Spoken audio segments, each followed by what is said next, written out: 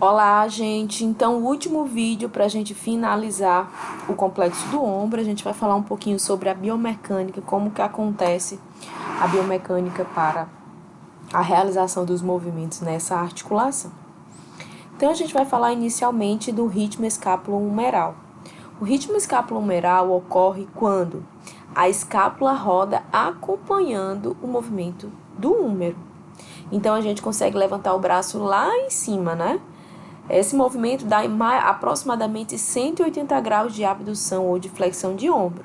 Entretanto, desses 180 graus, apenas 120 é da articulação glenohumeral, o restante, 60 graus, é da articulação escápulo-torácica. Significa dizer que quando a gente levanta o braço, abduz ou flexiona o braço, necessariamente a minha escápula precisa acompanhar, que é o movimento de rotação superior da escápula, certo?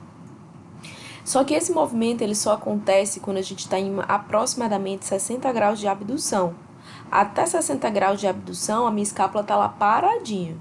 Depois disso, a escápula começa a acompanhar o movimento do ombro, do braço, né? Então, os músculos que fazem rotação superior da escápula, eles precisam necessariamente estarem fortes, estarem ativos, para que a gente desempenhe esse movimento de maneira harmônica.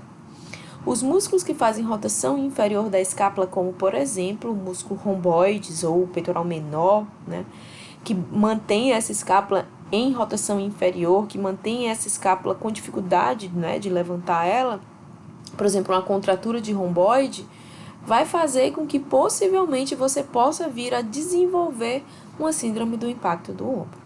Então, eu preciso trabalhar a harmonia dos músculos do manguito rotador, que deprimem a cabeça do húmero na cavidade glenoide, com os músculos da escápula torácica, que são aqueles 5 primeiros que fazem a rotação superior da escápula.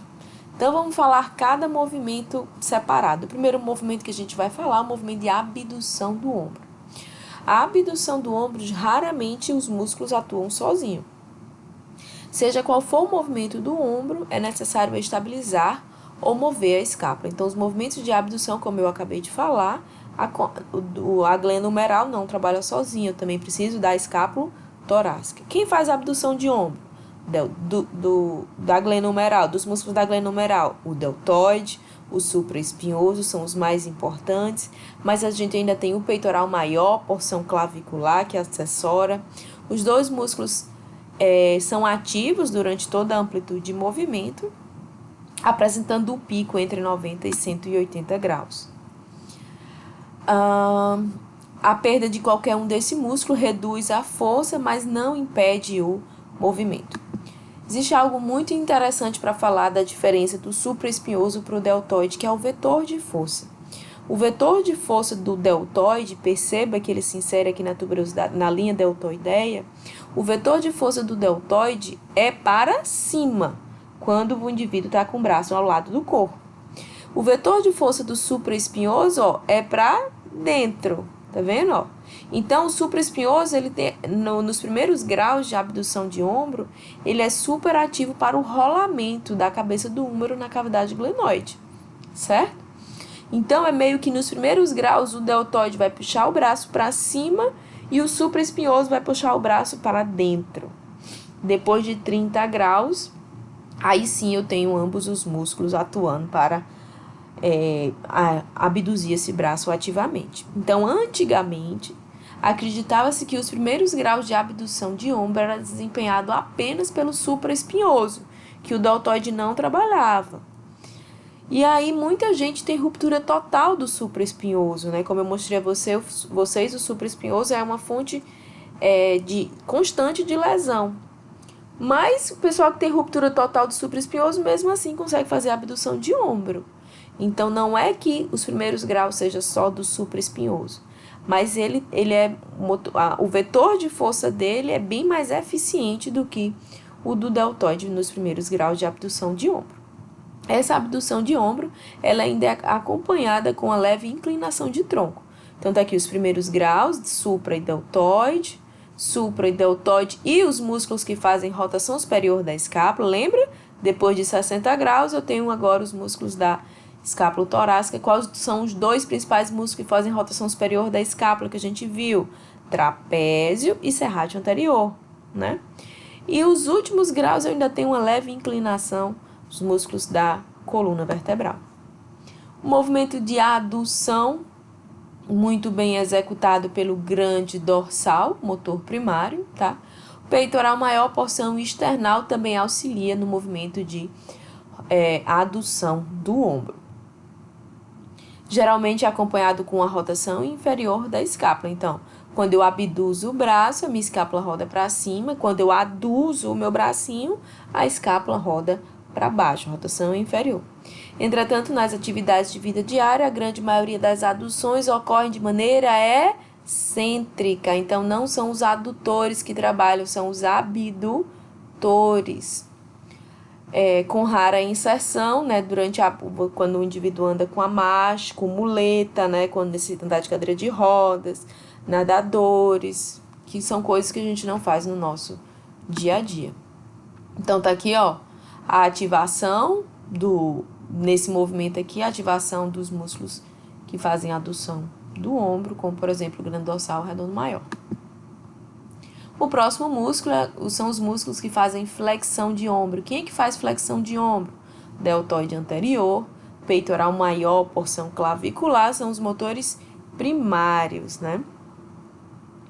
De 0 a 60 graus ocorre a ação isolada dos flexores. A partir daí é necessária a ação dos rotadores superiores da escápula, que a gente já viu. Nos últimos graus ocorre discreta inclinação da coluna vertebral. Os músculos do manguito rotador. Quais são as ações dele? Então, durante a flexão, a abdução, eles atuam ativamente para deprimir a cabeça do húmero na cavidade glenoide. E os 4 músculos são o supraespinhoso, o infraespinhoso, o redondo menor, o subescapular, que agem deprimindo a cabeça do húmero na cavidade glenoide e impedindo o choque do acrômio com o tubérculo maior do húmero, por causa da ação do deltoide, que o vetor de força é para cima. Então, tá aqui, ó. Todos os 4 músculos do manguito rotador, quando encurtam, deprime a cabeça do húmero, já que o vetor de força do deltoide está jogando o tubérculo maior do húmero para o acrômio, tá? Então, os 4 músculos deprimem para que o tubérculo maior do húmero passe aqui do acrômio de maneira bem harmoniosa. O movimento de extensão do ombro é executado principalmente pelo grande dorsal, redondo maior sempre vem acompanhado do grande dorsal, peitoral maior, porção external e a porção costal. O deltoide posterior são os motores primários para o movimento de extensão de ombro. O peitoral maior é mais ativo da flexão até a posição anatômica, e o deltoide, a partir daí, desenvolve o movimento de hiperextensão de ombro.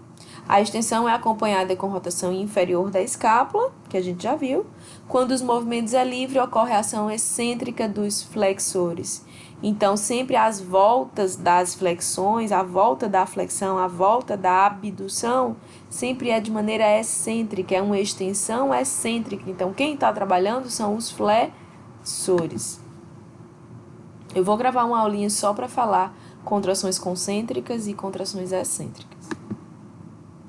Rotação lateral. A rotação lateral é executada pelo infraespinhoso e redondo menor, que são os motores primários que assessoram o deltoide posterior. Quando o movimento é livre, os 2 primeiros atuam sozinhos. Normalmente, este movimento é acompanhado com a supinação do antebraço. Já a rotação medial é o músculo subescapular, vários, redondo maior, peitoral maior, são motores primários que assessoram o deltoide anterior e o grande dorsal. Quando não há resistência, o subescapular realiza um movimento sozinho. O subescapular é o músculo do manguito rotador que faz rotação medial. Geralmente é associado com a pronação do antebraço. Os movimentos de adução horizontal, ou seja, de fechamento dos bracinhos, são motores primários o peitoral maior e o deltoide anterior, e os movimentos normalmente é acompanhado com a abdução da escápula torácica, ou seja, a protração da escápula torácica. O movimento de abdução horizontal é realizado pelo deltoide posterior infraespinhoso e redondo menor. Infraespinhoso sempre acompanha o redondo menor, porque eles se inserem no mesmo lugar, no tubérculo maior do úmero, sendo assessorado pelo grande dorsal e pelo redondo maior. E o movimento de abdução horizontal, que é a abertura dos bracinhos, é acompanhado de uma retração, ou seja, de uma adução da escápula torácica. Então, como considerações, a gente tem que a ação do bíceps e do tríceps braquial, ela é complexa, o bíceps e o tríceps também atuam na glenohumeral. Quando eu for falar de aula de bíceps e tríceps, eu vou mostrar. Pouca estabilidade estática, o que exige uma maior ação muscular. Grandes amplitudes de movimento, ocorrendo em todos os planos. Existência de muitas ligações entre o tronco, escápula, clavícula, úmero, antebraço, gerando complexas ações musculares. Por isso que o ombro é considerado um complexo, né? O complexo do ombro. Então, assim a gente encerra, nossa aulinha de complexo do ombro. Eu espero que todos vocês assistam todos os vídeos, né? Porque um complementa o outro. E bons estudos!